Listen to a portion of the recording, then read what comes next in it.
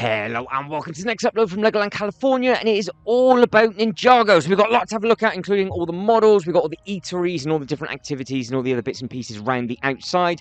And we can start to compare this one to the other Legoland parks around the world. And in that comment section, let us know what your Legoland park is like for its Ninjago or Ninjago world, depending on where you are from. So all the models we have already seen from Legoland Windsor and Legoland Billund, but they are located in a different place. But you will also notice that there's lots of tables and chairs around the outside because they have quite a lot of eateries as well. So with regards to all the activities, they are exactly the same at every single Legoland park around the world, but again, the scale of them are completely different. So if I remember rightly, Legoland Florida has a huge speed and reaction gaming wall. They've got them all dotted around, whereas this one do have them, but they've only got two, I think, and it's in the far corner, which we will be taking a look at in a little bit. Now, I think Legoland Billund is slightly bigger for its Ninjago section than California, but California is a lot bigger than Windsor.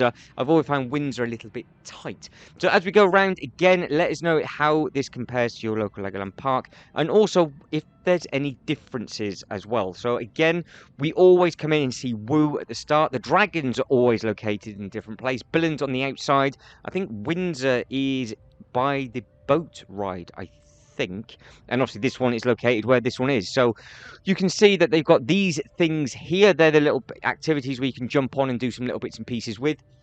And then there is a huge rock climbing wall around the outside. And again, we've seen this one already at Legoland Billund. It is the exact same model. It will be very, very interesting if one day they update their outfits, because I think these outfits are from one of the older series, whereas now we're well into the TV show. So we wonder one day, or when they open up a new park, if they will have any of the new attire on instead. But you can see you've got Woo's Warehouse in the background, so there's also the speed and reaction walls behind that as well. So there's two of those side by side. They're always a good bit of fun to play, because you can try and get as many points as you can. And then again, you've got all of the other models dotted around. It is a really nice, spacious area, and you can see just how short it is. Again, that's something different with regards to the artwork going across with the LED screen. That's the first time I've ever seen one of those saying that it is open, and they do have that actually at quite a few of the other little bits and pieces. Now, a good thing is, even though we've already seen one of these queue lines before, it is all completely different order as well. So again, if you've been in it, start to think, well, that wasn't there, I've seen that, but it wasn't here.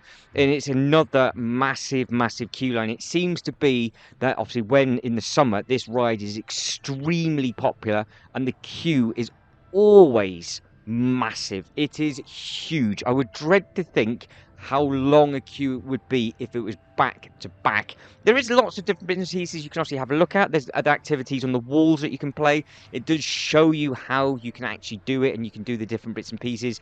So it tells you lots of information with regards to how it all works. But after seeing the Super Mario World and their brand new queue line that they've got there, it just didn't feel that you're in a queue line. There was so much to have a look at and soak in. Whereas you can see with this, it's just lots of posters and different bits and pieces around the wall, which is all well and good when you're moving at a slow pace. But when you are stopped and stood still for ages, the big difference is they have a nice photo opportunity. So you've got the green room. So about halfway through the queue line, you can actually go into here, get your photo taken. And there is also another wall where you can start fighting against sort of like a silhouette. And that is also the same thing that they have at Legoland Windsor. Now, it is a 3D ride, or 4D ride, shall I say. So you can pick up your glasses. So pick them up, plonk them on, and then you can go and actually have a go.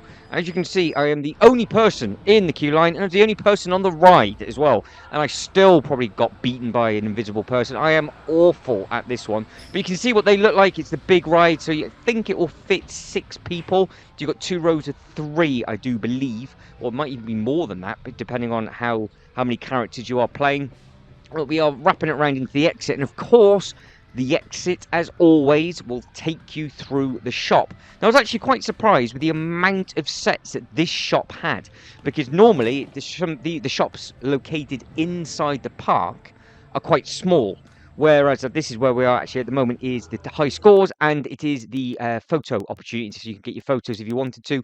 And now we're in the shop itself, so there's lots to have a look at. We've got all the different teddy bears, you've got all the different swords, but normally in the Legoland sections of the different areas, the shops are much, much smaller. Than you have the huge shop at the end, or the entrance, shall I say, as you come and go.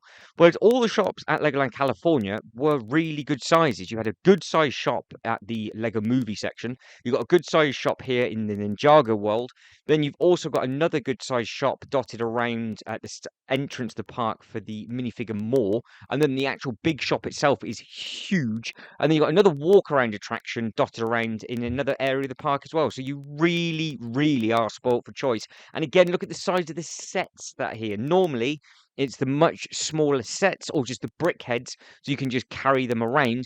But here you could just pick them up and leave. So if you know that you wanted to get an Ninjago set just before you're going to go home, rather than fighting the massive queues that are guaranteed to be at the big shop, it's always nice to get something from the big shop and also get your bag and all that kind of thing. But if you didn't want to queue up and you wanted to get one of the sets, it's exactly the same price from here, and then you can just pick it up, crack on, and then you can just leave. So it's always a good area to go to. I think Legoland Windsor is a much, much smaller shop as well, but that does actually have quite a good amount of stock. I'm pretty sure Billand, even though it is the biggest area for Ninjago, I think the shop is the worst with regards to the different kind of stock that's available. But obviously Billand always change their bits and pieces around, and they did have a big thing about suitcases at Legoland California. I'd never seen a Lego suitcase at a Legoland park before, and every single shop and store and different world and area that you went into at the park, they had different ones. So you could have picked up a Ninjago suitcase if you wanted to from this store as well. And again, they've got really nice displays. That was another good thing about this area. And the big shop as well had the most amazing displays I think I've ever seen at any Lego store, and possibly Legoland as well. That was very, very impressive to have a look at. Now, that is located in the Lego store playlist. So there's lots of different playlists from all different Lego shops and different Legoland parks around the world. And obviously, you've got the big shop as well from all of the different Legolands that I've visited. So far on the list, I think I've managed to film Billand, Windsor, this one, and Dubai, but I have also been to Florida and Germany, but this was well before I actually did YouTube. So I want to get back there, see how the parks have changed in 2024 or maybe 25, depending on when I can get over, and see the differences within. So if you think it's worth me flying over to Legoland Florida and also checking out Legoland New York while I'm over there, let us know, because I would be very, very interested for your feedback with regards to what you think is the better park in America. Now, again, carrying on with all these, they do have the Monkey Kid sets. And I was very, very surprised and happy to see these in store, because they are never in the Ninjago section, and they are hard to get in the normal Lego stores. Now, in Canada, for example, I went to 3 stores, and I think only 1 store out of the 3 had the Monkey Kid sets on display.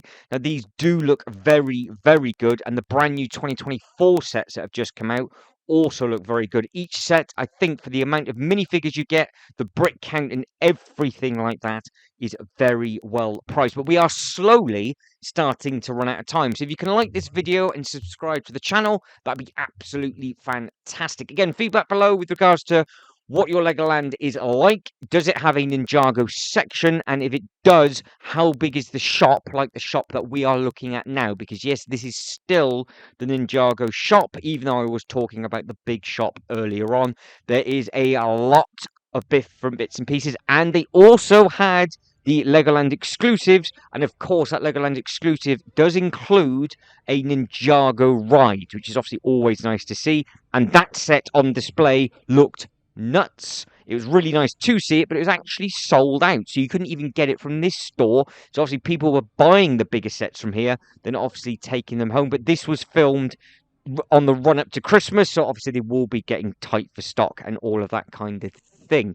Now, if this is a theme of yours and you do like it, you're spoilt for choice with regards to the backpacks, t-shirts, bags, hats, anything and everything that they can print, they will do it, but you will not be able to get it anywhere else apart from online and at the Legoland parks, because it is very, very rare you'll see something like this in your own local Legoland store, including these minifigure packs as well. So there's lots of differences at the Legoland parks with regards to minifigures. Obviously, you've got the pad walls, you've got the minifigs and more stores, you've got all the backpacks, and then you have got lots and lots of exclusive, which are right at the back behind the till where that Coke fridge is. But that is the full tour of the Ninjago store. But guys, thank you very much for watching. You lot take care, and I'll see you next one. Ta-da.